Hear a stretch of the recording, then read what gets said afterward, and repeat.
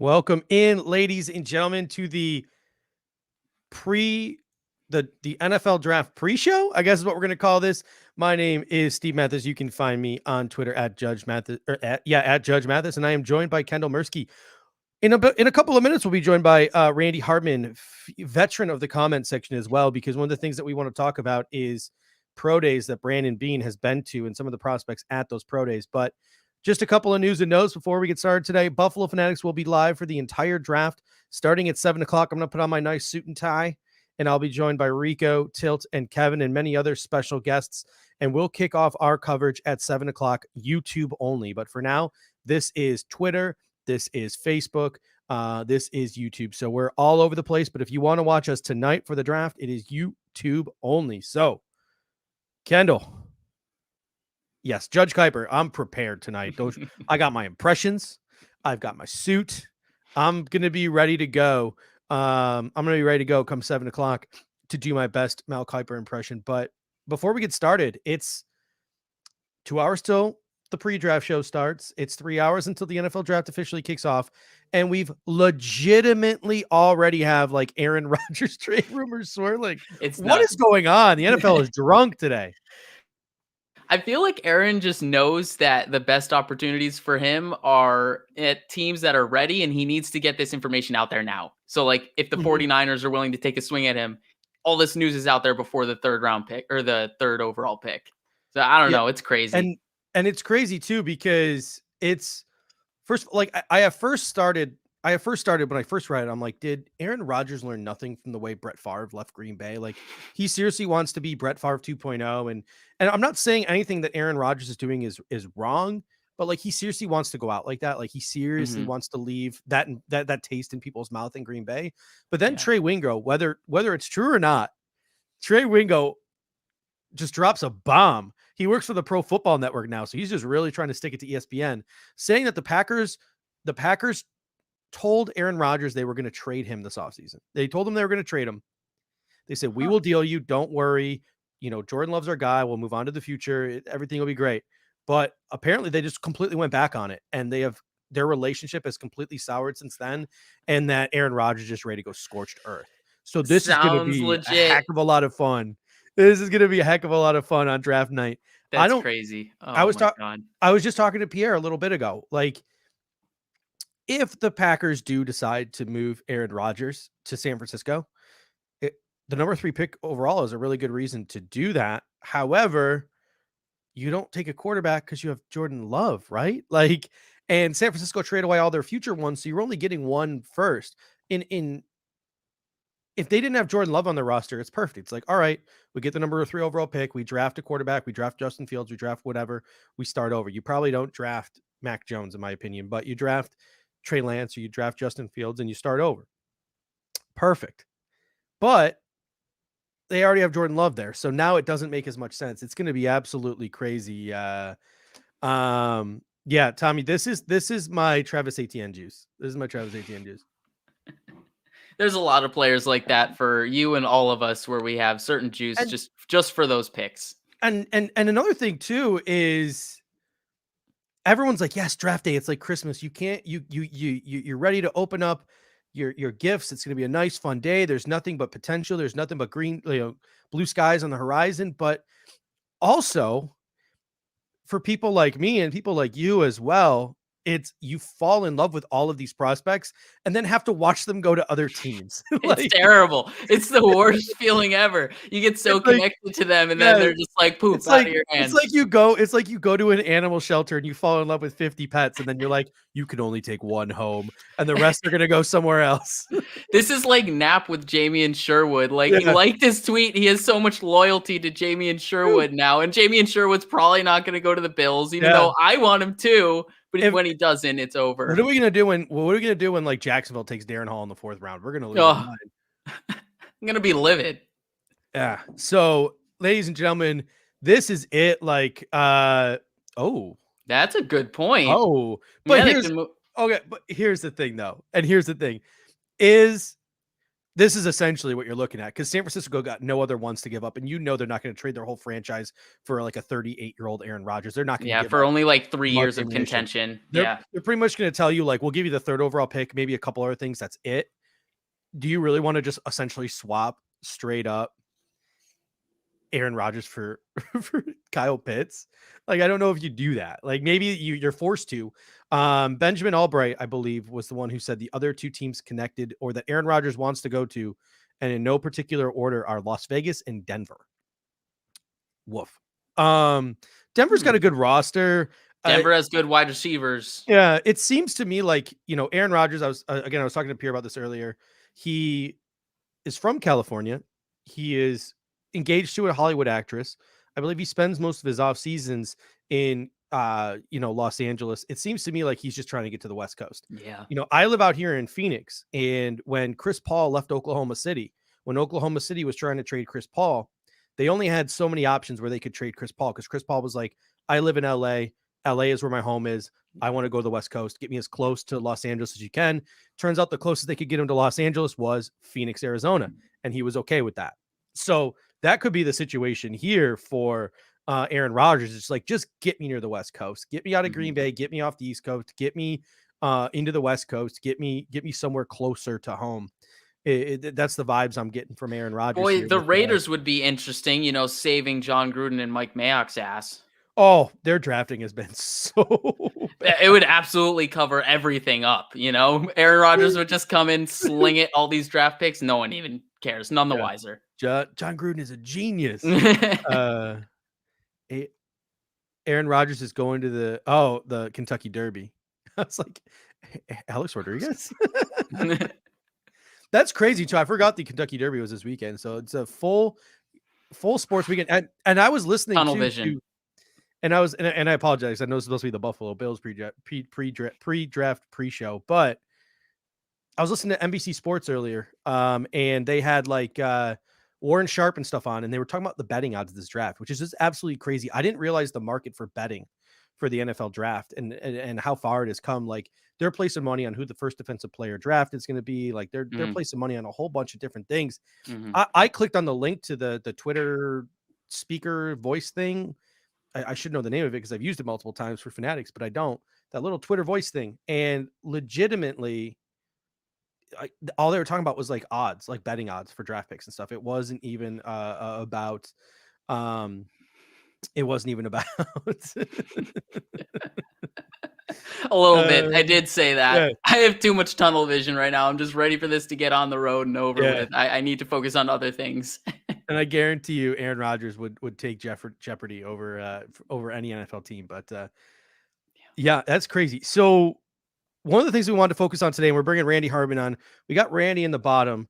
Randy, let us know in the private chat section if you're ready, because I don't see your face. So I don't know if you just plan on going with the black screen, or you wanted to show your face and you're working on the camera. So let us know when you're ready in the private chat section, and we'll bring you on. But one of the things we wanted to talk about was, and I want to run this by you first, Kendall, is Brandon Beane. The closer we get to draft day, the closer I think that maybe the Buffalo Bills want to. All right, he says he's almost ready.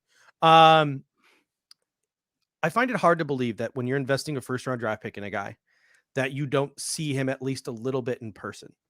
And that's starting to make me think that maybe we should hone in on some of these pro days where Brandon Beane has attended in order to maybe look for some of those prospects that the Bills are interested in.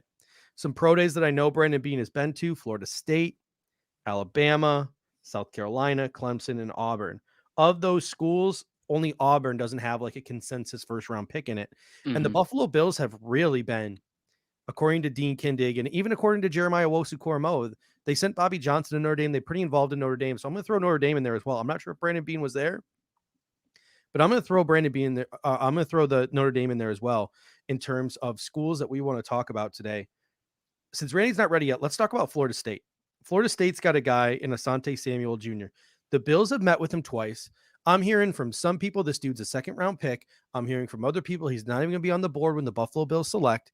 If Asante Samuel Jr. is on the board at 30, is it too obvious of a choice? Is it too obvious of a choice? Like, are we overthinking it to death when we should just be like, yeah, it's a legitimate choice?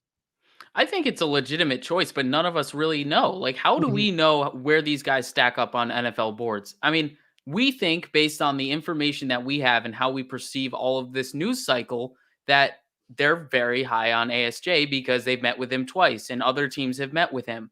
And, him even being talked about in the first or second round means, yes, there's a conversation to be had about him sneaking into the late first.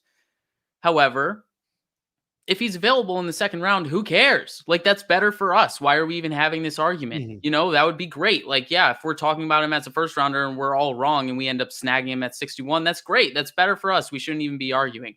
But yeah, I think he's legitimately in play at 30 as well. Yeah, and I mean, like Jay Davis comes in, he says, like, I've heard Stokes could be ahead of Samuel on most boards, and I've heard some smoke around Tyson Campbell to the Buffalo Bills. I haven't heard Hmm. the same smoke around Stokes, but Brandon Bean wasn't at the Georgia Pro Day to my knowledge. He was at the Florida State Pro Day, Hmm. but you also got to bring, like, to me, you also have to look at the other players. Like Janoris Robinson was there at that Hmm. Florida State Pro Day. You had Hamza Nasidrline there at that Florida State Pro Day. You have Marvin Wilson at that Florida State Pro Day. Maybe Brandon Bean is really interested in like Robinson or Wilson or Nasidrline as second and third rounders. So he's trying to get comfortable and acclimated with those second and third rounders, and those guys he's going to take in the second and third round to find who's going to be the best fit. Like, I doubt that he's there to look at mid to late rounders like Tamori and Terry or Joshua Kando, but that's a plus. So Hmm. those are the thoughts that go through my mind when I look at, okay, Brandon B was at Florida State's pro day. Sante Samuel was the bona fide guy there, but then those other guys come into play. And that's where, once we get Randy on here, Randy, did you want the avatar or did you want to just bring you on? You gotta let us know in the private chat and we'll bring you on. But well, once we do get Randy on, I want to talk to him about South Carolina because I'm having the Yeah. same thoughts and concerns about South Carolina. Did we just go to look at JC Horn, and then by the time the draft rolled around, JC Horn was just way too high on the Buffalo Bills board? So we got Randy, whose persona this week is the Rat King. We got him in here. How we doing, Randy? Oh, I'm doing good, man. I'm doing real good. I'm excited for tonight. Yeah. So doing your best Bruce Nolan right now, except you are not Bruce exclusive. You are the Rat King, which I have never heard of before. So it's a really funny skit. If you look it up, Theo Vaughn, he's a stand-up comedian. It's hilarious. I find it really funny. So, I was just talking to Kendall about the issue I have with Florida State. Were we there for ASJ or were we there for some of the second and third rounders? So I'm going to shift that question to you with South Carolina. Were we there for JC Horn and guys like Shi Smith, Israel Mukuamu, Ernest Jones, and Sedarius Hutchinson were just like benefits of being there because they're also good prospects? Or could Buffalo have been there to look in and hone in on one of those other guys? What are your thoughts? So I mean, obviously, I think at the beginning of the process, Horn was probably up there on the radar. But as I mentioned to you and Kendall before, every one of those guys fits a certain need value for this team. Whether it's a guy that like Sedarius Hutchinson that has guard tackle flex that can play 3-4 positions on the line, even though you probably don't want him at left tackle in the NFL, he can still fill in at times, much like a better version of a Ryan Bates. Or you have somebody like Ernest Jones who, not necessarily somebody that you would think of as a starting level middle linebacker or will linebacker, but if Milano gets hurt, which he's proven that will happen at some point in the future, he's a guy that could be able to fill in as an upgrade over like a Tyrell Dodson. So I think all these guys fit somewhere on the roster. It's a matter of value, where they fit in the team, and how Brandon Beane and the coaching staff use them. But I think they all do have a role, if not with the Bills, on an NFL roster. Yeah, and I really want to hone in on and I always screw up this name so I have to look at it when I'm saying it. Who, Israel Mukuamu? Mukuamu. Yeah, for some reason I always want to say Mukumu. Mukuamu. I was having this conversation with Kendall before we got on. He seems to me like I talk about Efetu a lot being like that Legion of Boom type of corner that the Seattle Seahawks always go for, and the Seattle Seahawks always seem to be interested in these type of corners to play like boundary roles where it seems like every scout, every person around the league is like, no, those guys are inside guys. They're not boundary guys. Mukuamu is a guy where could the Buffalo Bills legitimately be looking at him even though most of the people in the pre-draft process, most of the people you'll read the scouting reports on the internet from, all say he's an inside guy. Is that a guy the Buffalo Bills could legitimately look at as like a Brandon Browner outside type? Absolutely. So, Mukuamu, the great unknown with him right now is because he had a kind of a lingering hamstring issue from the tail end of this past year at South Carolina through the whole draft process, is that he never ran. So nobody really has any sort of time speed on him. Now, being a higher cut leggy guy, that he's not. Chances are he's not going to be running in that 4.4, 4.3 range. But you don't really know if he's in the 4.58 or 4.48, or if he's up in like the 4.6 range or something like that. So as a big guy, but he's wiry, he does have really good ball skills. He is aggressive at the point of attack, and he will stick his nose in there and tackle. So he's a plus player in my view. But there is a great unknown with the speed, and a lot of people, I don't think they know where to peg him. But he does have value. He has a lot of value for somebody that wants to use him a little bit on the outside. He played some safety at South Carolina. He can line up in the slot. He's, he didn't have too much luck against Pitts when they played Florida. Not as much as Horn did, right? Not as much as Horn did, but he is capable of doing those multi roles. So that's why, like, when a lot of people are high with like the JOKs and that type of guy, the big nickel guys, I'm like, look, a guy like Mukuamu, maybe not the first person you think of, but this is the guy that you can get later on in the draft. We're talking like, probably late day 3, 4, 5, 6, 7 round. It can step in and earn a spot in camp. This is a guy who's going to profile better than Levi Wallace, long term. And that's a guy that's stuck on our roster as a starter for the last 3 years. So yeah, and it's what's super interesting about it is his versatility. The Bills have met with Darren Hall, who's got safety, nickel, boundary corner flex. The Bills have met with Devon Diablo. The Bills have met with Sherwood. The Bills have met with Tariq Thompson, Trill Williams. The Bills have met with a ton of guys. Now, there's no confirmed like Zooms or anything with a guy like Mukuamu, but they were at that pro day, which makes me think that maybe it really wasn't just JC Horn that they were there to put their eyes on. A guy like Mukuamu was another guy, and like the report of him zooming with the Bills or whatever just never got out, because I'm sure there's 30, 40, 50 of those Zooms that just didn't get out there and was released to the public. Why agents wouldn't leak that, I have no idea. But I'm sure that there are a ton that didn't get out there. I think that when it comes to, especially with this COVID era of recruitment and this draft process, you're gonna have teams that are gonna urge agents like, please, like, don't tell anybody that we talked to your guy. Like, we're seriously interested. We like him a lot, but we don't want anyone else to know it. So there's gamesmanship to it. Yeah, and I'm sure that agents are hearing that from multiple teams about their clients, and it's their job to best represent them and all that stuff. But I think that with a player like that, yeah, there's a fit.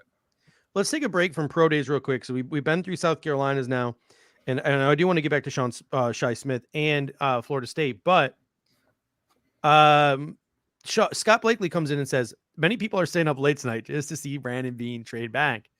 And I have seen, no joke, dozens upon dozens, and I've done them myself, mock drafts and people talking about like the benefits of trading back, especially in a draft like this. And you see those mock drafts and you see the amount of talent you can bring in if you trade back. I just don't know if Brandon Beane has it in him to trade back. I remember reading an article where Dave Gettleman was thinking about trading back for the Giants. And obviously Gettleman is somebody that Brandon Beane has worked for. And someone said something like David Gettleman has never traded back in the first round his entire career as an executive, or did it like once in like 15 or 20 years. So Brandon Beane comes from a lineage of GMs who don't like trading back. And all he's done here really in Buffalo is trade up. Kendall, I'll start with you. Do you think Brandon Beane has it in him? He's a scout. He falls in love with these certain players. He gets so aggressive. He wants to trade up for them. Can you picture it in his DNA to trade back and risk losing a guy that he likes? Yeah, I could see a situation where there's a board he doesn't like. I don't think Brandon Beane is someone who likes to box himself in with certain type of decisions. He likes to give himself flexibility. So I think, if there's a certain board where the top 5 corners are off the board, and even, the top tier of defensive ends like, Pay and Ojulari, however you consider them, whatever they have their top tier as, they're not on the board. They could be like, oh yeah, we're comfortable going back 10 picks, maybe top, and we still like the talent that's on the board, and we would get more draft capital. And the thing with the more draft capital is we know they're not trying to get 9 draft picks. They could be willing to get that draft capital just to trade back up get a 4th round pick, get into the 4th round, multiple times, maybe get into the 3rd round multiple times. So yeah, I think trade back is definitely a possibility. I don't think it's something we should be like really pushing as definitely this is what he's doing, because trading back is a lot harder than, people would think. But, the 5th year option is definitely something to covet and to go after. Randy, do you think Brandon Beane's got in him to trade back? So, I mean, yeah, I don't think he's so rigid to where he wouldn't entertain a trade back, but I think the way that Brandon Beane stacks his board, from what he's said, from the things that he's done, is that he looks for value, and he's not willing to take like a secondhand item or a secondhand player just for the sake of getting more picks. So, and I say this to prepare everybody for tonight, when I hate the idea of it, but I would not be surprised if he ends up taking a running back at 30, because he knows the analytics on pass rushers past the first half of the first round. He understands that. He doesn't see the value there. And he says, well, I could trade back and get a couple more guys, but we really like ETN. I don't want it to happen. I don't like it if it does happen, but I'm totally preparing for it because it seems like a thing that he might do. They did draft running backs in the first round in the Carolina Panthers. He was around for those drafts. He wasn't in charge of them, but he was around for them. So it's not out of the realm of possibility. It's just something that we've kind of been conditioned the last couple of years to, severely buck against that concept, but it could happen. We got a comment in here from Brian Adams. He says, please take a center. And that's where I want to transition to next. And we'll come back to Shi Smith, I promise. But Landon Dickerson, I made this comment on one of the War Room shows over the weekend. All like 8 hours of it have kind of blurred together at this point. And it might have even been Monday's show. But one of the points on one of the previous shows, I made the statement, are we just overthinking Landon Dickerson? Yeah. Are we overthinking Landon Dickerson? A guy who he's got the injuries, and I think that's why a lot of people like to overlook him. It's like, wow, scary injury history, but this guy is just all process, 100% process, a guy that Sean McDermott's going to fall in love with in the process, all these different things. He's got guard, center, versatility. If he does need a little bit more time to rehab from some of those injuries, he would get the time here with the bodies that we have on the interior. He can take that time if he needs it. A guy like Landon Dickerson from Alabama, and I don't like this one as much, I think this guy is a 3rd rounder wrapped in a 1st round draft pick's helmet. Alex Leatherwood the Bills were at that Alabama Pro Day. Yeah. Alex Leatherwood is a name I think that no one's talked about yet. Yeah, is my response to that too. I think he's a 3rd round pick, like a guy who's going to be a solid guard in the league. I don't understand any 1st round hype or vibes he's getting. I don't think he's a tackle in this league. But Randy, I'll start with you. Like, should we have been paying more attention to Dickerson in this pre-draft process? Should we have been hyping up Dickerson more? And what are your thoughts on Leatherwood as well from Alabama? I'm not too high on Leatherwood at all. I'm with you. I don't think he's, top. I don't think he's premium quality as far as, where you want to take him draft wise. I think if you take him, if you get him in the 3rd round, he might come in and surprise you and be a productive starter for, his first contract, maybe into a 2nd contract. But I don't view him as a premium prospect. Dickerson, Steve Tasker and Chris Brown were talking about him today on One Bills Live, and they made a good point, is that with the injuries, it's possible that because, where he played and how conditioned he is, he's a guy that could come in and you can get a solid first contract out of him with a 5th year option, but that may be all you get out of him. Does that mean that it was a bad pick at 30? Absolutely not. Because you're getting a guy that plays a very important position that's going to be playing at a starter level, at a minimum salary. So, and then you can move off of Mitch Morse if you want to. That's a whole nother argument. So is he somebody that we should have been talking about more? Maybe, but I think kind of the book is written on him. He's He's a very good player with a very extensive injury history that is going to give you a lot of pause for concern. And as Brandon Bean said, it's hard to get legitimate medicals on these guys. So I don't see him as somebody at 30 that they would be high on the board, but he's on the board. You just don't know where. We got Benny George coming in all the way from New Zealand. Good morning, Benny. Put a little Kahlua in that coffee if you don't have to go to work today. He says Leatherwood got owned by Quincy Roche in the Senior Bowl. Yeah, and that's why I think he projects more as a guard in the National Football League, but at least he has like a little bit of that right tackle flex, maybe in case of a Darrell Williams injury, or maybe in the future as he matures and gets into an NFL gym and the Bills can start working with him on his body. If they wanted to move him to right tackle, eventually they could. But Kendall, what are your thoughts on Leatherwood and Dickerson? I mean, the Dickerson thing is, Randy got into it a little bit with the Mitch Morse concept, and it is a whole nother thing, but that's really the big reasoning why you would, maybe reach on someone like that. Yeah, he does have some injury concerns, but the fact that he could be the future of this offensive line, and the fact that we don't really have, guys that we consider the future of this offensive line outside of Deion Dawkins. Like, yeah, we want Cody Ford to, step up and be that guard, but we have no idea if he's actually going to be able to do it. And yeah, Leatherwood, that's a great segue. Leatherwood is kind of that. Is he athletic enough to be a tackle? He could maybe be a right tackle in this league, definitely not a left tackle. And then, maybe he's really just a guard. What are your thoughts on Dickerson? Oh, I got it. I was just saying that I think the argument with him is the Mitch Morse thing. Yeah. I think really it's just the longevity that's concerning. But I mean, if he's going to be the future of this offensive line, I wouldn't love it at 30, but I would understand it if there's like a certain kind of board. It would really have to be the board for me. I'm looking over the Alabama guys, and there's a couple of conversations I want to get in with the Alabama guys as well. Devontae Smith weighed in at his medical recheck in Indianapolis at the combine, which was all for medical, at 166 pounds. And when he weighed in at 166 pounds and that number was released, the NFL went absolutely crazy. Like, they were going nuts. There were people dropping him off boards. There were people taking him off boards. There's people like this and that and this and that. I'm not 100% buying it because I think his comp from day one has been like a generational Marvin Harrison type of talent. And I really like that comp when I heard it. So I think that, I don't want to read too much into it, but if we get into the 20s and he gets past like Arizona, right? And we start getting into the 20s and Devontae Smith is on the board. I'm not saying he's going to get to 30. I don't think he's going to get to 30, but we're talking about a trade up for Travis Etienne. Could a trade up for Devontae Smith be in the cards for the Buffalo Bills tonight if he's one of the draft day fallers because of that weigh-in? What do you think, Kendall? I don't think an offensive position like wide receiver is worth trading up for. I think Sammy Watkins makes the argument. Like, the wide receiver classes continue to get so deep, and they already are so deep. There's no reason to trade up for a wide receiver.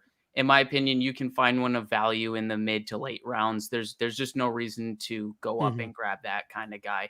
I think, obviously Devonta's a great talent. It's just like, for me, I think it's just too expensive to go trade up for a wide receiver. That's just me though. Randy, what do you think? So the short answer is no. The longer answer is, much like I've said, especially recently about ETN, to a little bit of a lesser extent, but still, in college, it is very easy for the top teams to stack talent on talent on talent on talent, and to the point where they're so far ahead of the other teams in their division, their conference, and the other conferences. The SEC is notorious for this. Clemson and the ACC is notorious for this. Alabama, for as competitive as the top tier teams are in the SEC, they are crushing tomato cans on a weekly basis. Clemson does the same thing. So I think there's going to be a hard adjustment for Devontae Smith when he gets to the pros. I think being that light, it's going to be a little bit of a wake-up call. People are going to have to find a way to scheme him to get open, because at the NFL level, when somebody is able to match his speed, and by the way, they're also almost 200 pounds, they can get their hands on him at the line of scrimmage, it's going to be a bad day for him.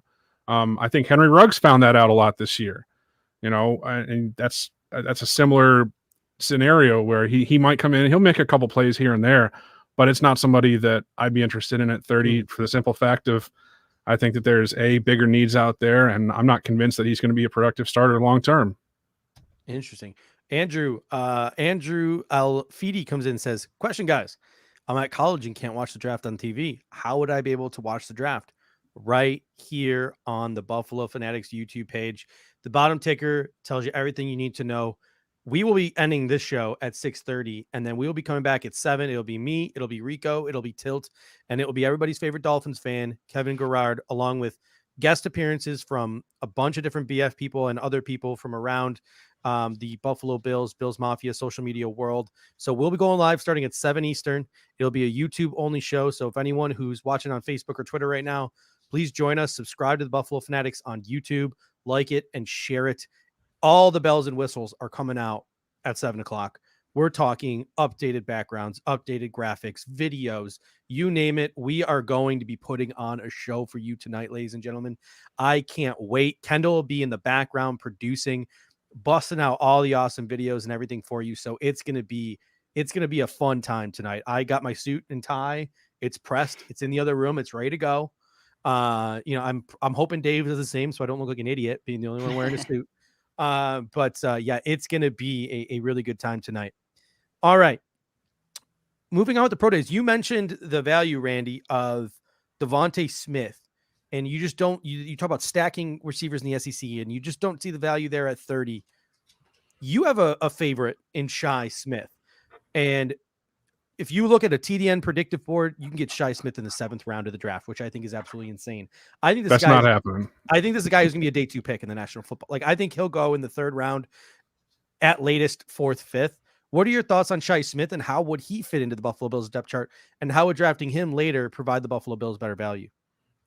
So, I mean, obviously, I think that I agree with you. I think he's a day 2, early day 3 at worst. I don't think the 6th, 7th round, like this, it's showing up on TDN, is realistic at all.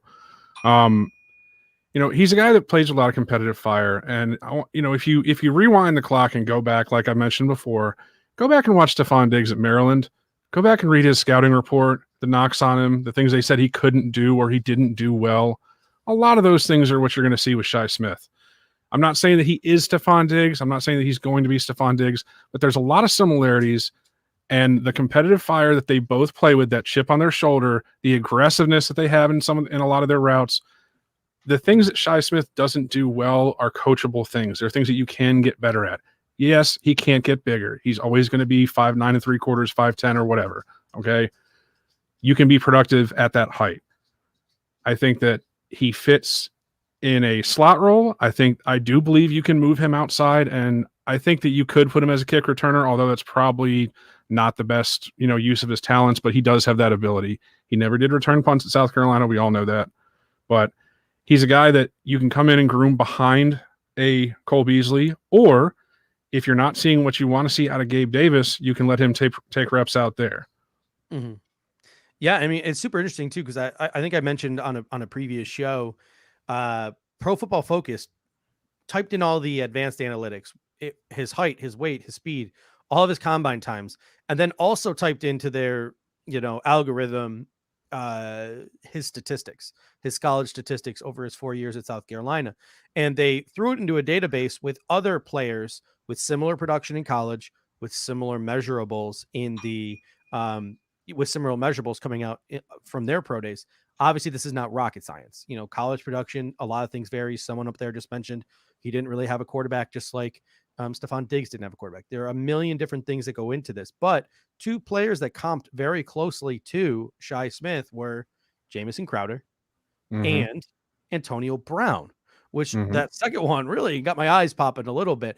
To me, I think Shi Smith is going to be the guy who's taken in the middle rounds of this draft that is really going to shock some people. So when you started throwing Stephon Diggs out there, obviously Stephon Diggs is one of the top 3 receivers in the National Football League. Maybe that's kind of high, but Shi Smith I could definitely picture that dude being just an insane contributor in this league for a long time. Maybe get a Emmanuel Sanders. He doesn't have the speed, but having an Emmanuel Sanders type of career where he's always that high end number 2.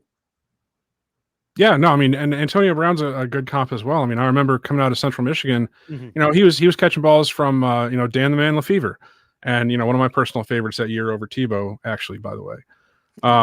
But it was he didn't have a whole lot to work with, but he was still productive, and you could see that there was talent there.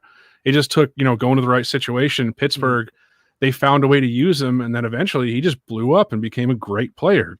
Granted, off the field stuff aside, but I think that's really what's important when you're looking at these guys. It's not, and I've said this before, it's not about what they did in college. It's not about who they are today. It's how do you take what they have and translate it into what they can become, and how do you get them there? Where is that? And with a guy like Shi Smith or a guy like Antonio Brown or Stephon Diggs, it took a team being able to see it, mold it, and then let it happen.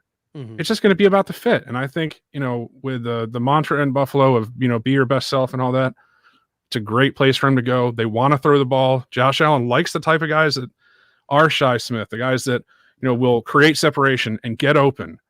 I think that, the first year in Buffalo, when we saw the failure of, go get big trees and, so you can have a wide catch radius, it was a terrible idea because Josh had to see guys get open.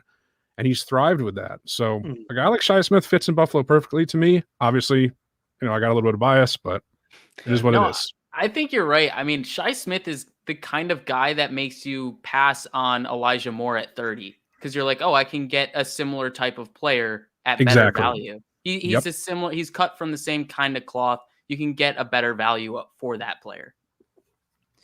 Yeah, and you talk about projection as well. My personal favorite projection outside of Shi Smith is Dax Milne from BYU. I think Dax Milne is a guy who is used on the boundary a lot at BYU, who you move him in the slot in the National Football League, and I think you could have something on your hands in a Dax Milne. So there are a ton of guys late. I know you're a huge Palmer from Tennessee guy, correct? I am. I don't know if Randy is. Oh, sorry to you there, Kendall. There's just. And it's crazy too. I mean, this draft is just so absolutely freaking loaded at wide receiver. Trayvon Grimes, Tillon Wallace. I have not seen a whole lot of Palmer, but I did want to touch on. I know that you brought him up earlier, but Schwartz from Auburn. That is not a guy that I would touch. He's rising too. He is rising. He's I get it. Track speed. He's got good size, track speed, but everything he doesn't have a whole lot of production. Bo Nix at Auburn. Bad offense. I get it.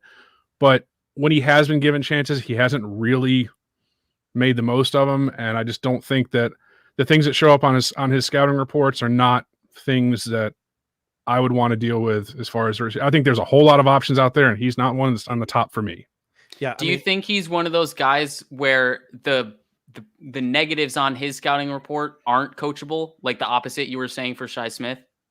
Yeah. I mean, you see drops, you see bad concentration, you see lazy route running. Route running you can fix if he's coachable. Yeah. So I just think there's more negatives on Schwartz than there are on a guy like Shi Smith or a guy like De'Ami Brown or Daz Newsome or Dax Milne, guys like that. I think that people are getting blown away by his speed.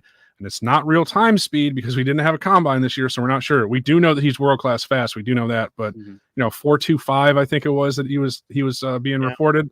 I'm not buying it.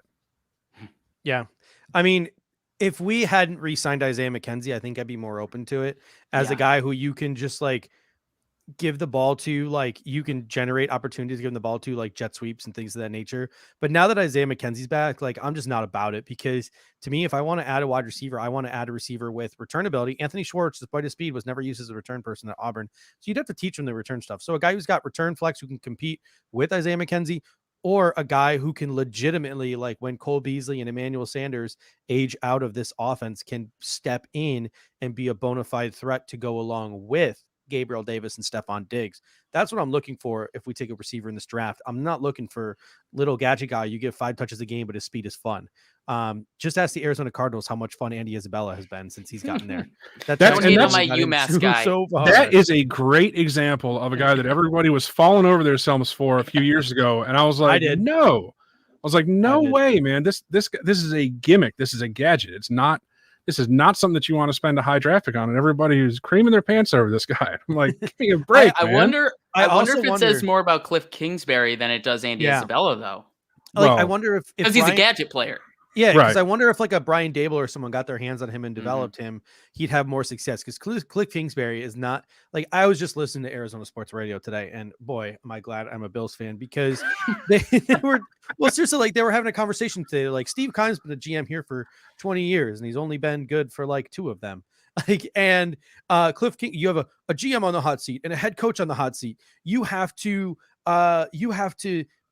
draft a player. You can't draft foundational talent. You have to draft for the now. And I'm sitting there like, oh my God. Oh my, like, and I just think to myself, like, when they draft guys, they don't think 2, 3, 4, 5 years down the road. They're literally thinking about the next season and the next season only. And that's all the Arizona Cardinals had to think about. And that's all they've ever thought about. They're Like, in I'm trouble just in so glad. Arizona. Yeah. That they're gonna have to tear that down.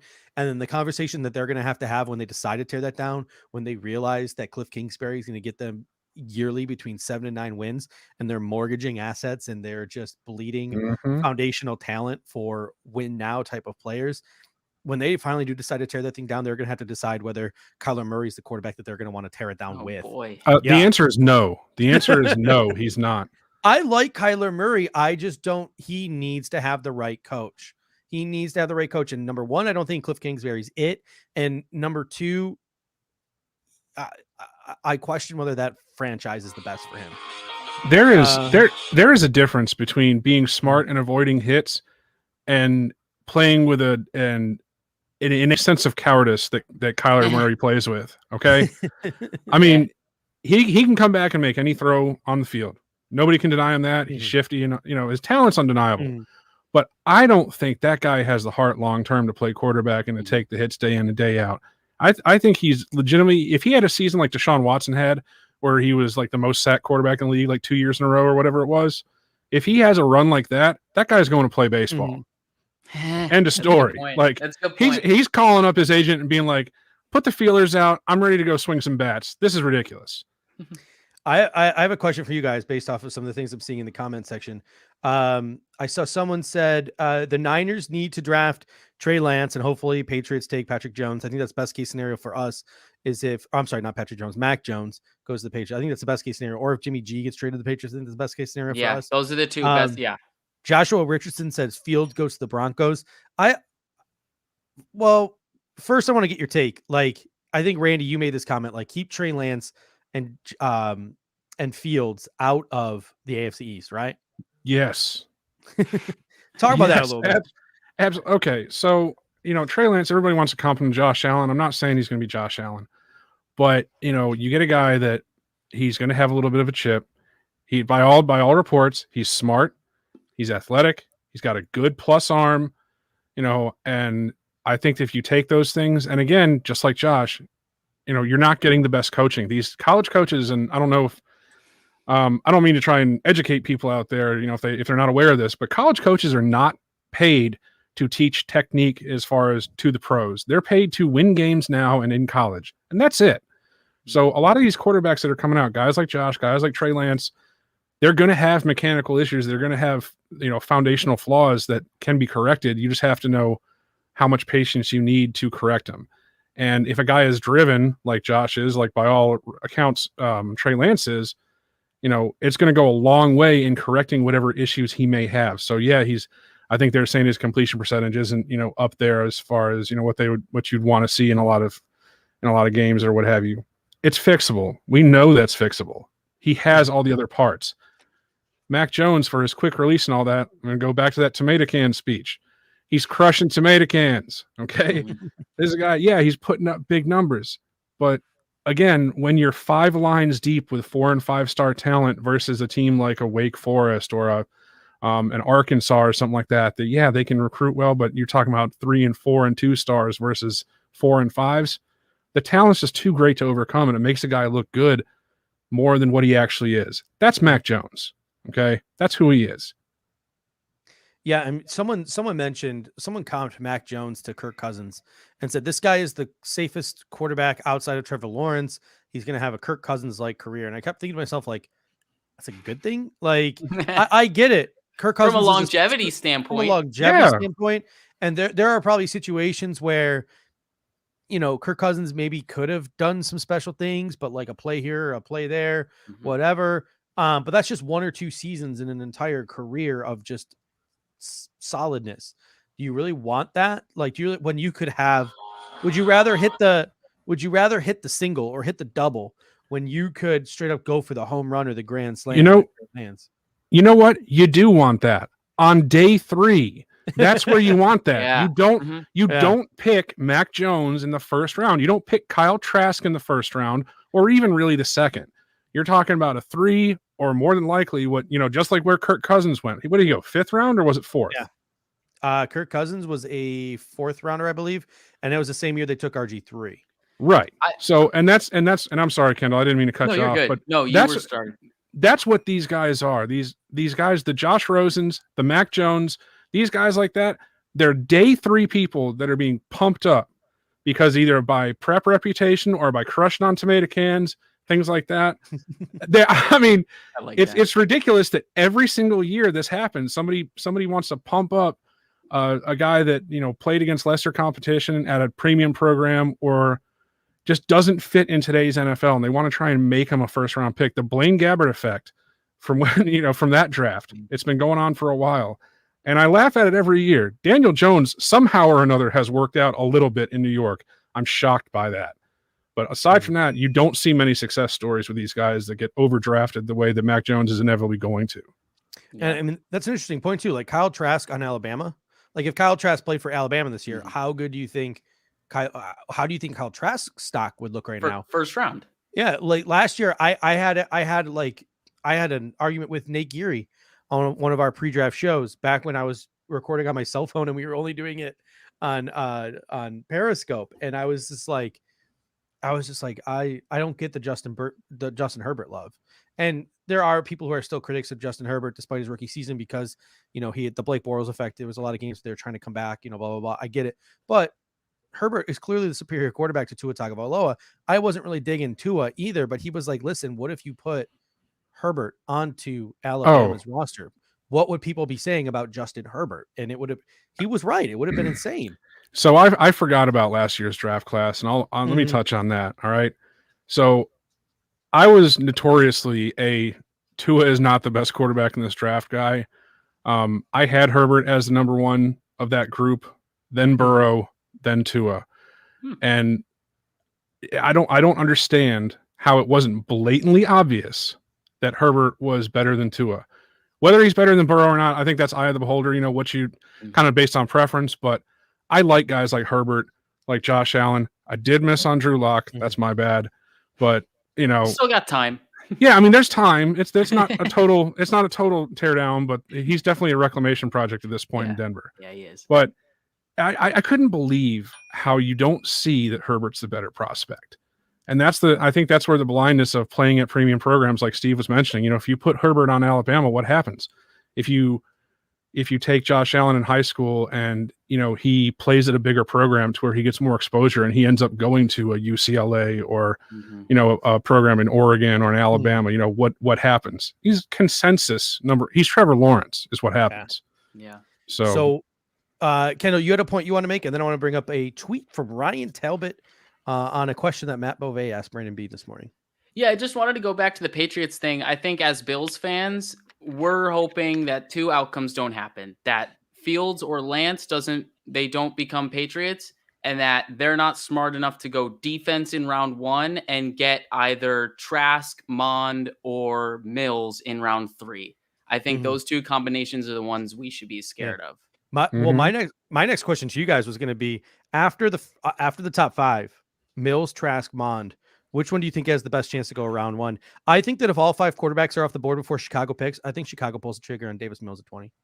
Wow. I was going to say Mond just because of the way the NFL is leaning into the dual threat quarterback, but you can make an argument for any of them. I've heard Chicago likes Davis Mills, and if he's there at pick 20 and he's the best of the bunch left, I wouldn't be surprised because Chicago's not picking again until after teams like Atlanta and other teams who might have passed on a quarterback pass.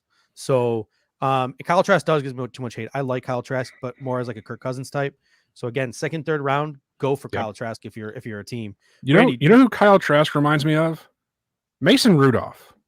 That's who he reminds me of. No, that's not being nice. Not and not in the douchey way that Mason Rudolph was like a total douche or whatever. But Rudolph can't throw a deep ball. Like I feel like Kyle Trask can throw a deep ball. No, Mason Rudolph, he threw deep balls all the time at Oklahoma State. He just doesn't have He doesn't have the zip. You know, the thing that separates the Justin Herberts, the Josh Allens from guys like Mason Rudolph, you know, and Kyle Trask is that they can throw deep balls. It doesn't take a huge arm to throw deep. I think that's a misnomer that people don't understand, is that it doesn't take a big arm to throw deep.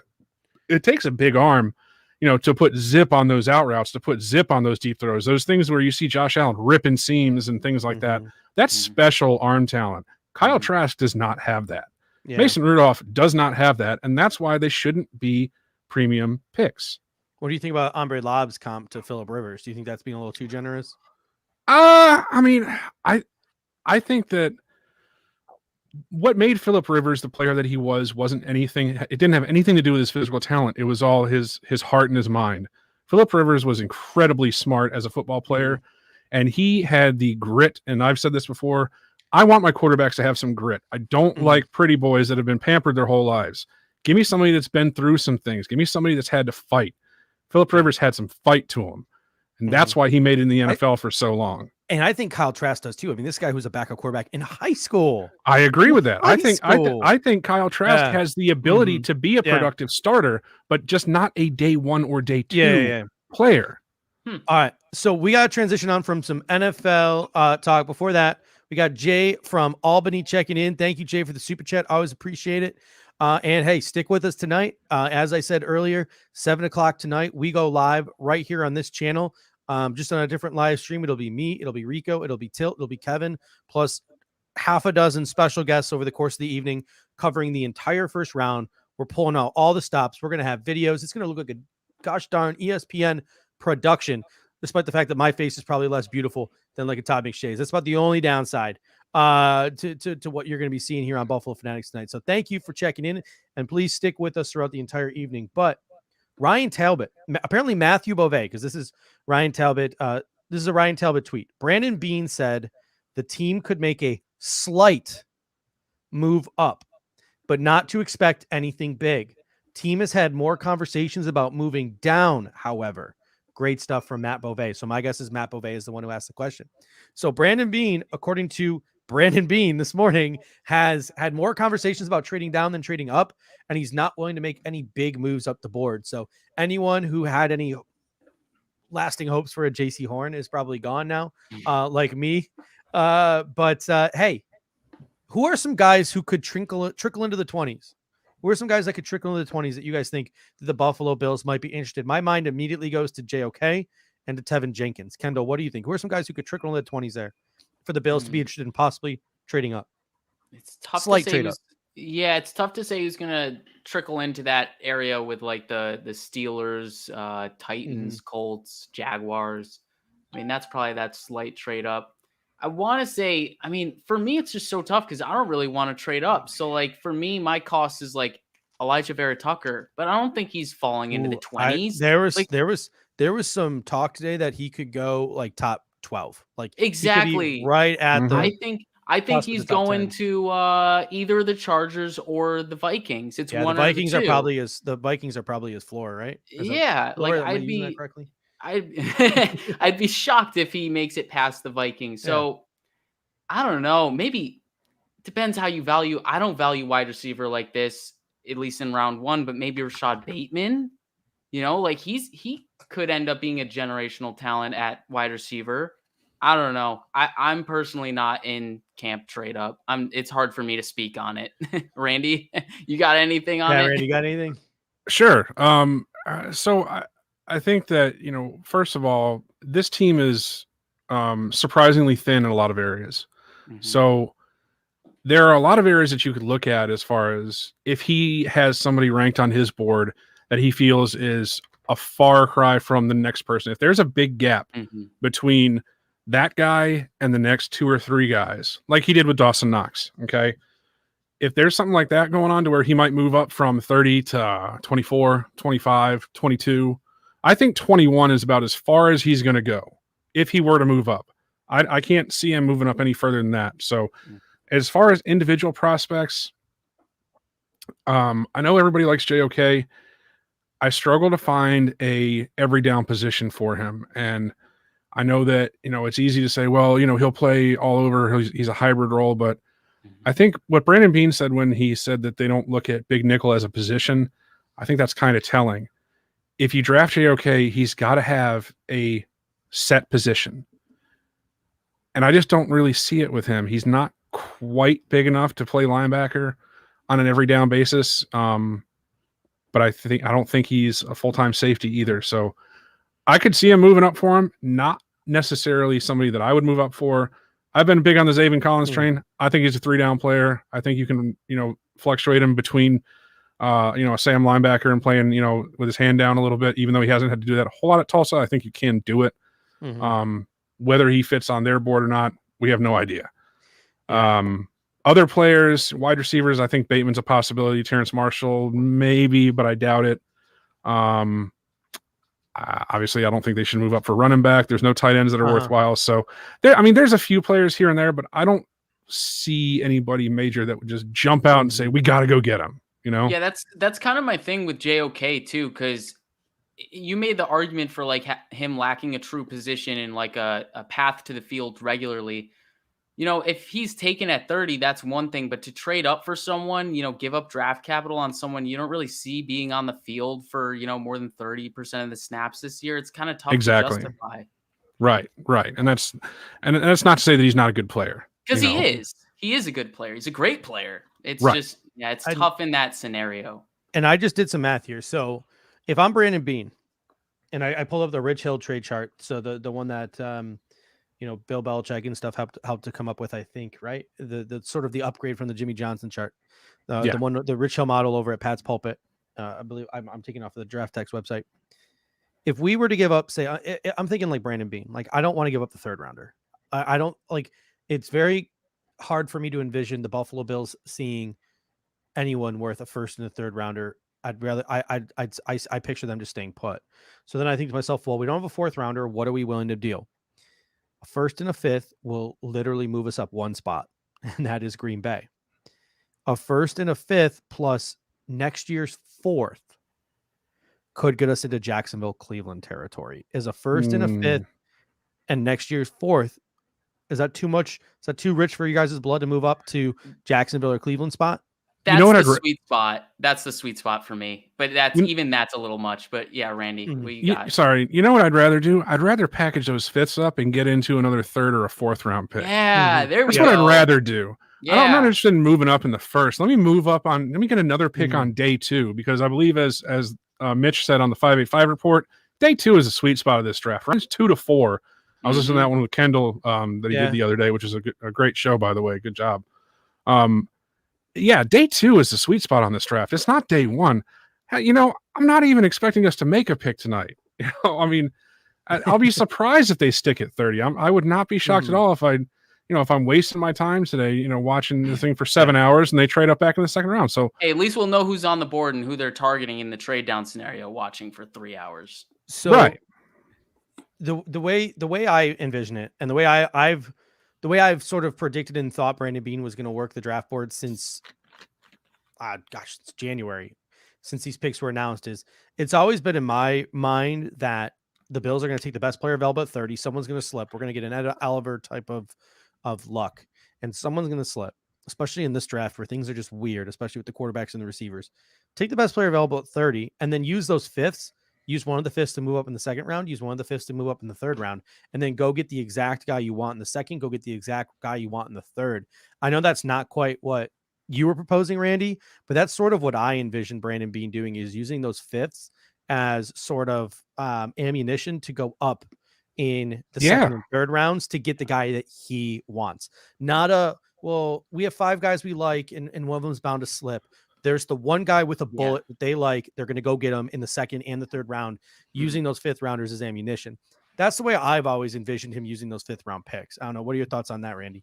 I know. I mean, I agree with that. I think that no matter what way you cut it, your way, the way that I talked about it, I think they're both viable options, more so than packaging up, things to move up in round 1. I don't think that there's value to move up in round one. I don't think that there's, a need to move up in round one.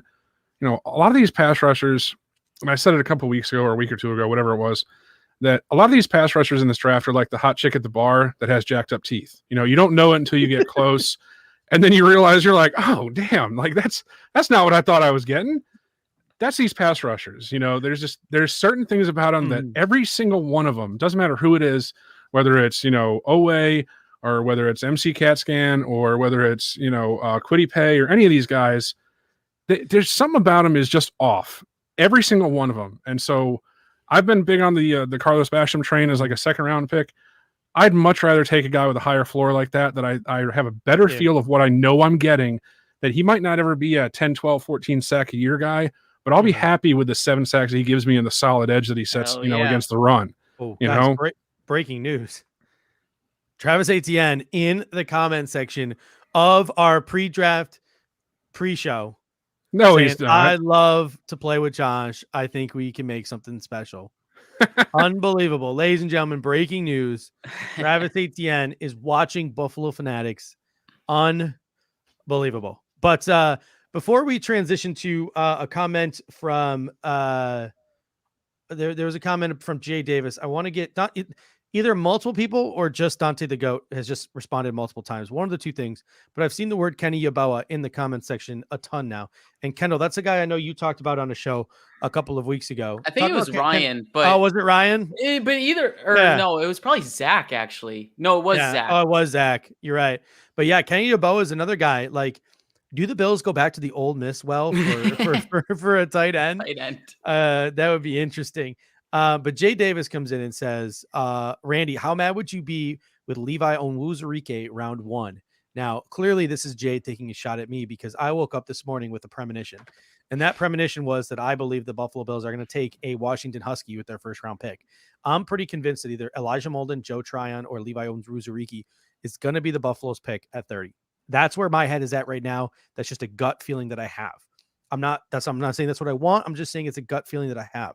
Couple of the reasons: Elijah Molden starting to get comped to like a Tyrann Mathieu, can be a nickelback, a safety, like a very versatile defender in the secondary. I think that's something the Bills will look for. Obviously, Joe Tryon fits the archetype of what the Bills look for in a defensive end, so he could be in play. And Levi Onwuzurike, I'm going to get your thoughts on him in 1 second, Randy. He's a guy where, yes, is he more like Ed Oliver than the one tech that we're looking for? It's just like, I just feel like the Bills don't care. I feel like the Bills like those pass rushy type of interior guys more so than they like the big fat guys. And Elijah Molden, Joe Tryon, and Levi Onwuzurike were the first reported meets with the Buffalo Bills. Before any other reported meets, it was those three. And Brandon Beane has made this comment a million times to a million different reporters. Our board is set before the Senior Bowl. The Senior Bowl and the Combine, we tweak things a little bit here and there, but our board is set in January. And if those are the first reported meets the Buffalo Bills have had with anybody, that tells me that they have some significant interest in those Washington defenders. So, Randy, what are your thoughts on Levi Onwuzurike? I wouldn't be shocked if he's the pick at 30. I think that as much as everybody loves Tyler Shelvin, that's not really the profile of, it's not the archetype, or the archetype, however you want to say it, of somebody that McDermott tends to gravitate towards for the interior D line. So, is he a guy that's going to be high up on everyone's awareness? Probably not. Is he somebody that, you could easily see fitting in and sliding in to that role next to Ed Oliver? Absolutely. Is it something that's going to make people excited? No. I mean, it's a pretty uninspiring first round pick, but it feels a major need going forward, and it helps out your other high first round pick in Ed Oliver. And it's going to help out, Tremaine Edmonds and that whole can of worms that we can get into also. So, What pains me the most is I like Levi Onwuzurike as a player, but I want more of like a running mate, a guy who could play off of Ed Oliver. And it seems like Levi O is another Ed Oliver. Yeah. That's the toughest pill for me to swallow. All right. We've been talking about, I guess since he's in the chat now, we're going to have this conversation. He's about to have this conversation with 3 people who have been slandering the man. Travis Etienne comes in and says, "Don't worry, guys. I've seen the slander, but wherever I go, I will give it my all, and I will make your selection worth the pick." I appreciate all the love from Bills Mafia. We will see what happens. Eyeball emojis. Kendall, what would your reaction be if the Buffalo Bills took Travis Etienne at pick number 30? At pick number 30, my reaction will be, oh, that's not what I preferred, but that is definitely something I can get behind, because there are other things that I want, other positions I would like to be addressed. But if we end up with Travis Etienne on our team, I'm going to be okay with it. Like, we get a higher upside running back. Like, it could transform this offense. If that's the direction Bean wants to go, I am all for it. But if I'm controlling this team, which I know is not a thing, that I wouldn't go running back in round 1. Yeah, I can't. Well, and the reason why I asked you pick 30 is because The trade up. If he goes to the Jets, if he goes to the Steelers, if he goes to Jacksonville, there's no, like, I can't picture the Bills willing to pay the ammunition to trade up with Tennessee at 22.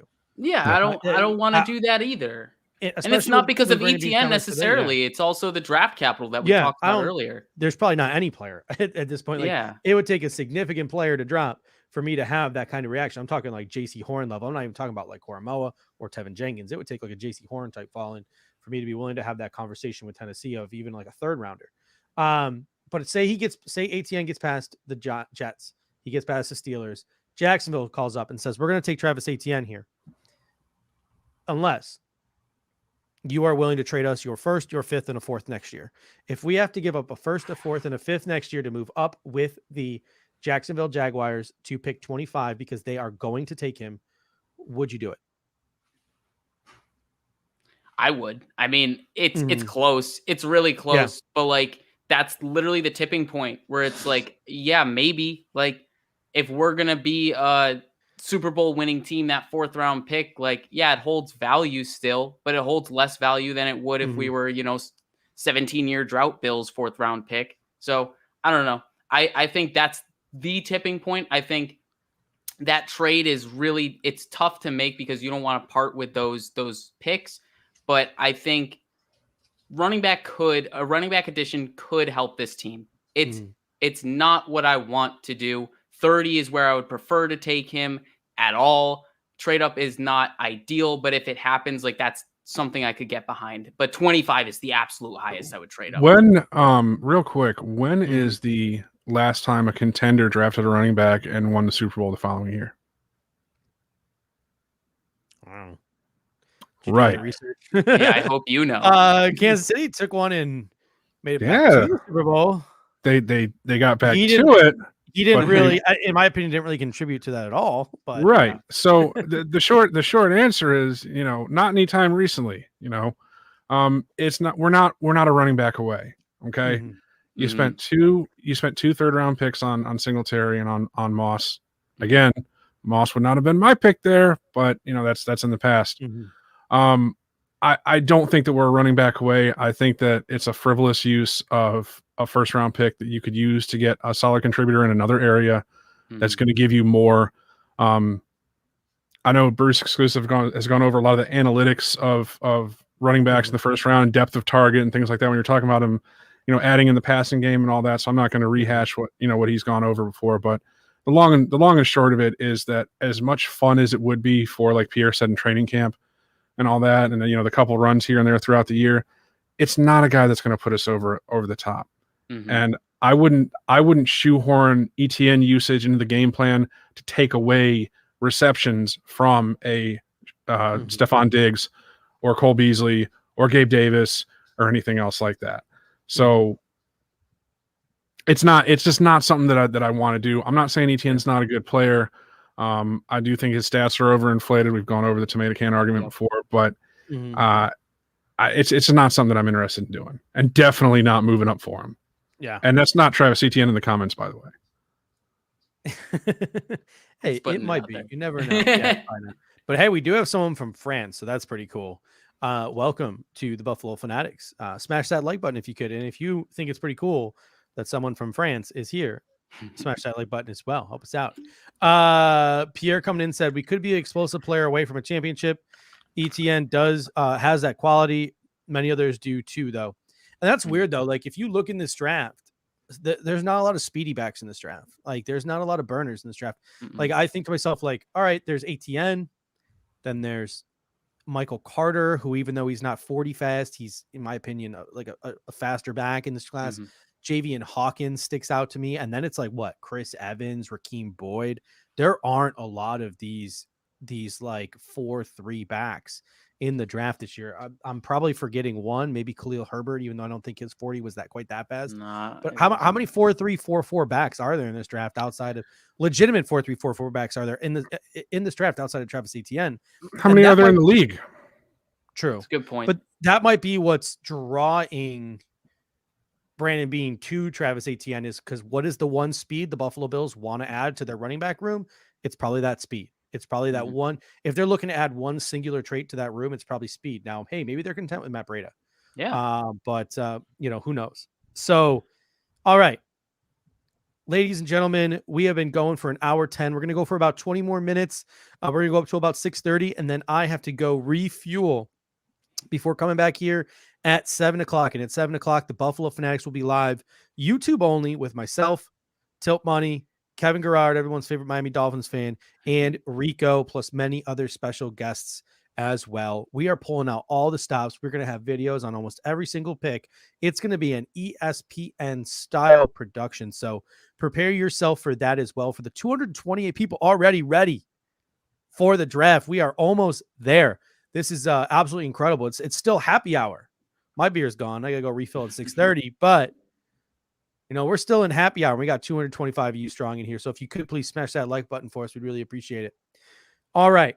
So Randy, my next question to you is this. Who do you feel most confident in right now? Your betting favorite. If the Buffalo Bills wait to take a player at pick 30, who's your betting favorite right now at pick number 30? Who's available? I mean, yeah. I think they're looking hard at edge and corner. It's an easy connection to make. If it were me, I'm looking at either a guy with upside that's an archetype fit like a Joe Tryon or Asante Samuel Jr. I think those are the two biggest ones that are projected to be available in that range that would fit what you want to do defensively. Those would be my two guys that I'd be putting more money on than the rest. Mm-hmm.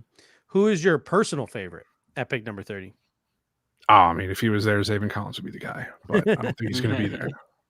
Kendall, how about you? Who is your betting favorite right now at pick number 30? Yeah, my betting favorite is probably, it's either Tryon or ASJ just because of the links, the visits, and just the way the board will probably fall if we're sticking at 30. It's got to be one of those two. That's just where I would put my money. My favorite, honestly, would be either of those picks. Like, I love both of those picks. Like, no matter what happens, Tryon, no matter what. If Tryon's at 30, and we take him, I'm going to get behind it because I'm going to sell myself on the idea that our bookends are going to be Tryon and Epinesa, and I could get behind that. Same kind of way I could get behind Trey and ASJ on opposite boundaries, so those are my betting favorites, and those are my personal favorites because I'm just buying into the hype and everything that's happening around this draft. I'm ready to go. All right, let's play a couple of games here before we head out. My first question to you guys is let's play a couple of this or that prospect edition. I'll start with this one. Landon Dickerson or Creed Humphrey? Randy, I'll start with you. Landon Dickerson or Creed Humphrey? Who's your guy? Creed Humphrey. All right, why?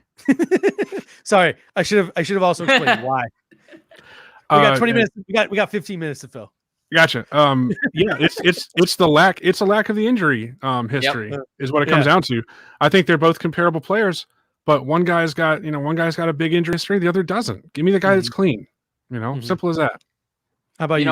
I'll piggyback and I'll give him his own argument. Tomato can. He's part of a great offensive line. Landon Dickerson's play could have been masked by his teammates helping him out. So tomato can argument and injury argument. I'm going with Creed Humphrey as well. That tomato can argument's a big one for college. You can win it with just about anything. So it's awesome. Oh yeah. I love it. I'm so happy you started making it. I love that. All right, next one. Levi Onwuzurike or Christian Barmore? Kendall, we'll start with you. Oh boy, maybe it's tough because of these like rumors that Barmore's uncoachable. I'm gonna go Barmore though because I see him as more potential to eat those double teams in the run game, but he's equally the disruptive presence as Onwuzurike. So it's tough, but I would probably squeak it out to Barmore.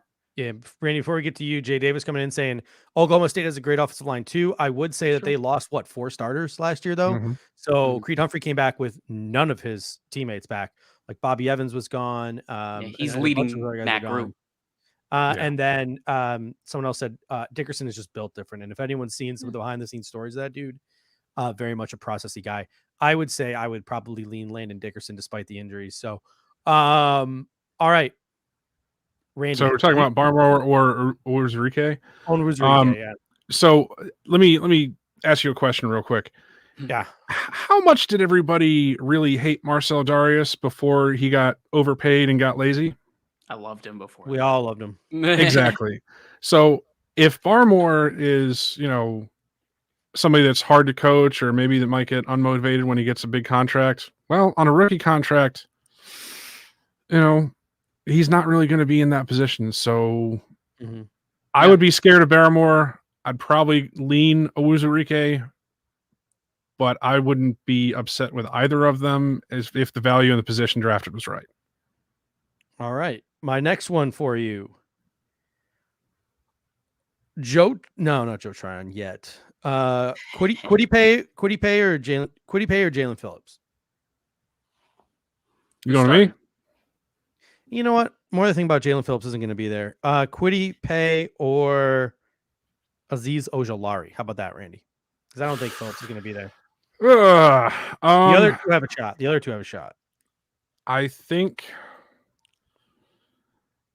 I'm leaning towards Ojulari, but something about Kwity Paye makes me think that he's going to be productive early, maybe not year 1, but like year 2 and 3. He might, whoever gets him is going to get a little bit more value than they anticipated. But I would lean Ojulari. Sorry. There we go. How about you, Kendall? We got a couple people coming. Manny, he's Ojulari's guy. Hombre Lob says Kwity Paye. Azeez is too small. A bunch of Kwity Paye's coming in. A bunch of Azeez coming in. What do you think, Kendall? I think if either of these guys are on the board, I would take either of them over Tryon. I think, I take Tryon overall. I'd take Joe Tryon over Jalen Phillips. Yeah, that's well. The as a player, what if you take out the injuries? Honestly, after all this concussions talk, I did a bunch of research on Jalen Phillips early. I know he came from a 34. I'm not as high on him as other people were. Once once I started reading into the head injury stuff, I really stopped looking. And I've been really digging into Joe Tryon. So just me personally, I would say even without the head injuries, I probably would still take Joe Tryon over Jalen Phillips. Give me the guy that takes the straightest line to the quarterback to collapse the pocket. That's the one that you want. As I mentioned, the other day, bending the edges isn't something that happens a lot nowadays because the release times are so elevated. Quarterbacks are getting rid of the ball so fast. So give me a guy that takes a straight line as opposed to going around the edge. To me, I think that would be Tryon, and that's also a reason why I like Carlos Basham a lot, is because he's a guy that's going to be powering forward and collapsing the pocket, which is going to open you up for inside pressure, which is where Ed Oliver comes into play. He's a guy too in Carlos Basham. I don't think he's on the Bills' radar, and we've had these conversations before. Like, unfortunately, I don't think he's on the Bills' radar. I think we could hear his name called tonight. I think Carlos Basham could hear his name called tonight by some team late on in the first round. Jack Kyler coming in with one, and people in the comment section, this is a great idea. If you have your own, this or that, throw it at us. He says Melon Fonwu or Asante Samuel Jr. Randy, I'll start with you. So I think Melon Fonwu offers a contrast of what we have on the other side with Trey. I think he's a good player. I don't know if he offers as much high end as Samuel does. I like Samuel better just as an overall player, but I think to contrast what we have with Trey White, I would take Mel Fonwu. How about you? Yeah, that's a good argument to set it because that's what I was going to go. But for a contrarian, I'll just say ASJ. That's where I would go. Yeah, I think you can get a lot of the same kind of qualities, like Randy was said, from ASJ that you get from Trey. And I think it would be good to be able to have both sides of the field locked down in that zone. And then now we just got to focus on that middle area and cover those tight ends.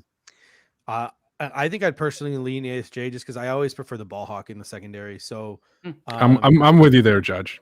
yeah, to Yeah. me, I take the ball hawk beats the athleticism, but I can definitely see why people are intrigued by the athleticism. Dylan comes in, says, "Guys, how are you feeling about Caleb Farley? This is the guy that Benjamin Albright thinks could drop out of the first round." Thank you for the super chat, by the way, Dylan. Really appreciate it. Our very own thigh doctor says it's the same back injury that Caleb Farley has is the one that just made Trey Adams retire. So that's definitely something that gives you cause for concern.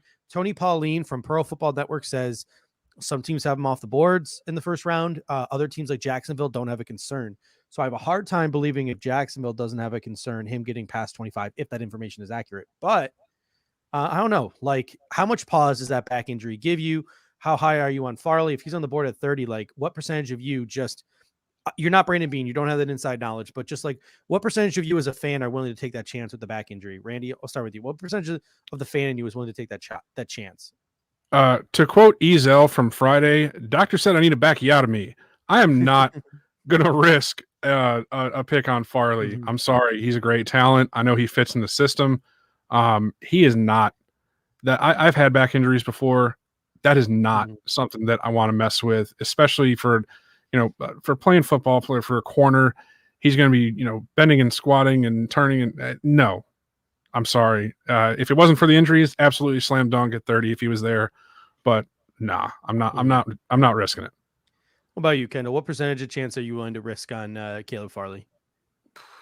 I'd be willing to risk like 25%. Like, that's my intrigue on that. Like, I think all of us agree Farley is undoubtedly top 2 cornerback. Like, there's no doubt he's top 2 cornerback in this class.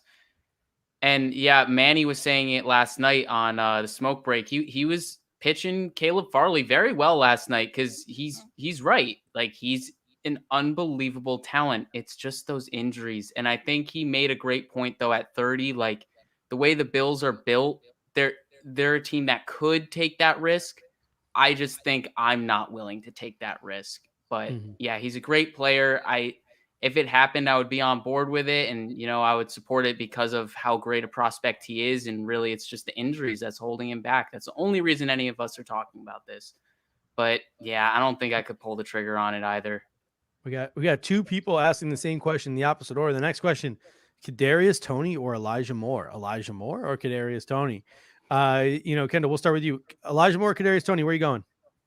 I don't know why I'm not too thrilled about Kadarius Toney. Everything I see from him, I'm just like, I'm not that thrilled about him. I would take more. We talked about him earlier, Shi Smith and Elijah Moore. Yeah, I see Antonio Brown in their game, the ability to win with route running and separation on the inside, and then potentially, create that mismatch with their quick agility on the outside as well. So give me Elijah Moore. I think he's a little bit better than Toney. Randy, what are your thoughts? What, Elijah Moore or Kadarius Toney? Yeah, I mean, I think I would take Shi Smith. Love it. I would take Elijah Moore. I think that Elijah Moore is going to be one of those players who could have I think he could end up being one of the better receivers in this draft, like in terms of career production in the National Football League, if he ends up in the right situation. I just really dig him. Strong hands, great short shuttle, great short field agility, kick, punt, return, flex, running back flex. Toney obviously has all these things as well. They're both great players. They're both really under the radar players. Like, I think the knock on Kadarius Toney right now is kind of like Cole Beasley. So one scout said, I'm concerned at how much he cares about his music career. Yeah, go fuck yourself. Like, really, like, Come on. No, it's not an issue. Kadarius Toney is going to be a very good player in the National Football League. I don't think you have to worry about his music career taking off. Jack Garler coming in, and he says round 1, Joe Tryon, round 2, Ifeatu Melifonwu. That's a very popular mock that I've been seeing in Bills Mafia the last couple weeks. That combination of those two, Tryon and Melifonwu. I'm going to take out Brevin Jordan for a moment, just because the first two are the ones that I'm seeing a lot, that combination of those two, 1 and 2. If by the end of tomorrow night, we walk out 1-2 with Joe Trine and Fedu Malinfanu. Kendall, what would you grade those two players, the first two picks? Together, I would give it a flat A. There's reason for concern that it doesn't get an A+, but the athletic upside and the team needs and the value for both guys are there. I think you could argue Tryon might be a little bit of a reach, but even then, it's like we're backhanded to the first round. It's not that bad. We're gonna have to reach anyways. But Melifonwu in the second, I think it's a little bit of wishful thinking just because of how TDN has kind of brainwashed all of us with their predictive board. But I think Melifonwu in the second round would be an absolute steal. Someone with that athletic upside and, production against Clemson and those higher end teams in the ACC. I think, and Randy talked about the contrast that it would bring on the in the cornerback room. So, I think we'd be laughing if those were our first two picks. If those are our first two picks, Randy, how confident are you feeling? Oh, I think it's a solid B+. I mean, it fills two needs for now and in the future, which Brandon Bean has talked about.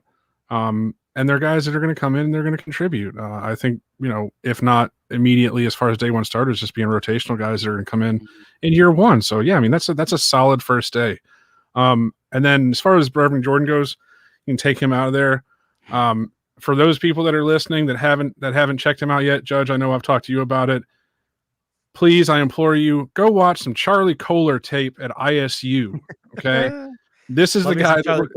This is the guy that we're going to need next year. All right, Charlie Kohler, ISU, 6'6", tight end, big time. Go check him out.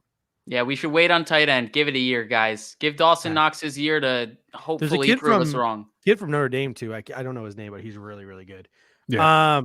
All right, last one, and it's not for the Buffalo Bills. This or that for the Miami Dolphins.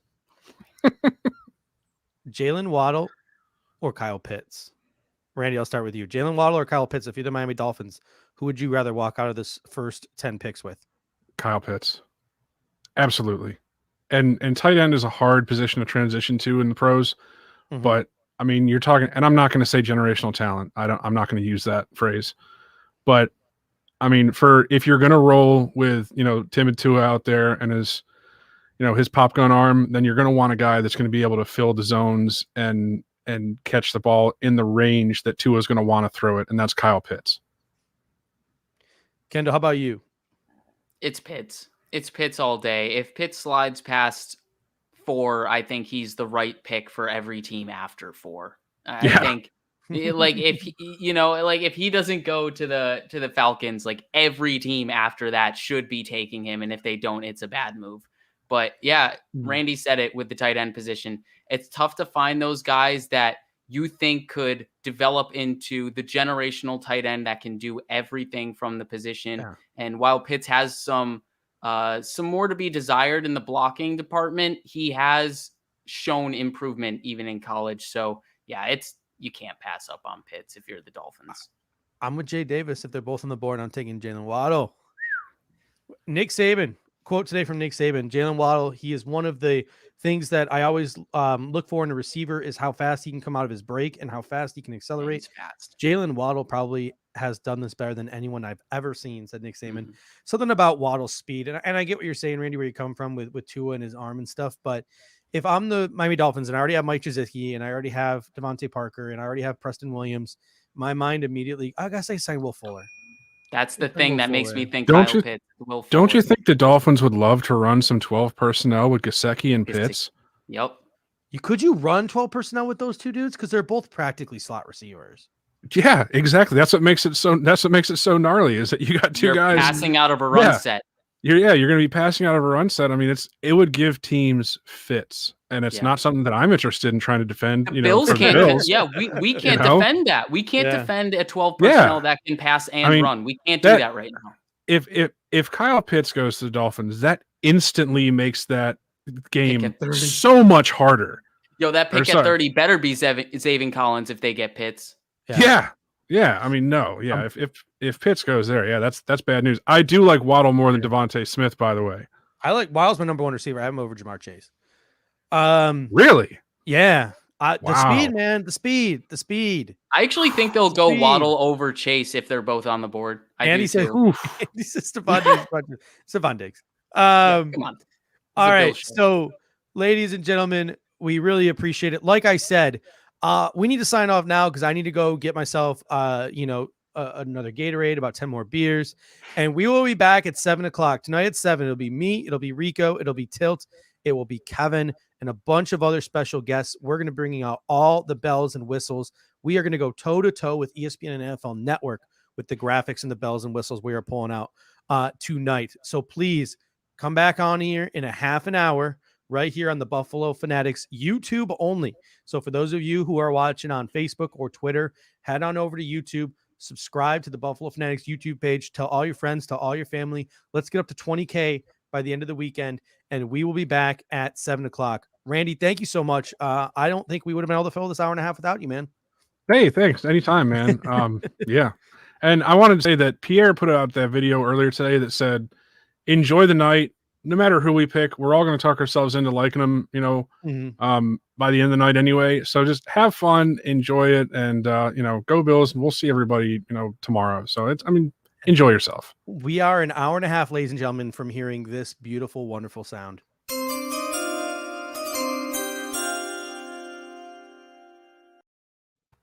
So close. So close. All right. Thank you, gentlemen. And we'll be back in a half an hour. Go Bills. Go Bills.